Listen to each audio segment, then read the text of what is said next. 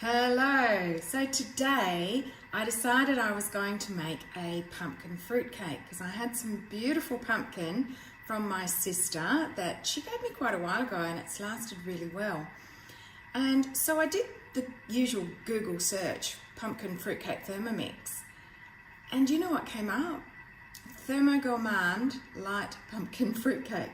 Thought, oh my gosh, I've already got a recipe for a pumpkin fruit cake. So I'm going to make it. And I thought, well, I might as well show you how I do it.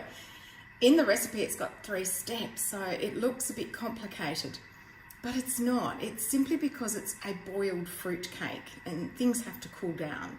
So look, I've steamed my cubed pumpkin and I've popped it in this bowl and I'm just going to mash it with a fork. I have weighed out my self-raising flour and my beautiful spices, and I've even lightly beaten my eggs. Okay, now I'll take you over to the Thermomix, and I think I might have to stop and restart.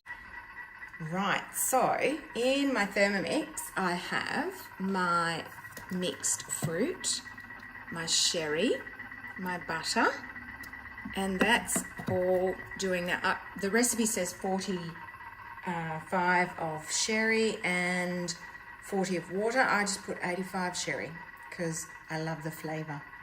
So that's going to do for another few minutes, and then I add it to the pumpkin and let it cool before I add the dry ingredients and the egg.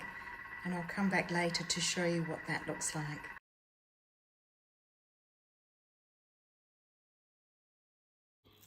Right, so here's my beautiful mixture. I've popped my, oh, and I did forget to say that make sure you pop your bicarb soda into the fruit mixture before you add it to the pumpkin.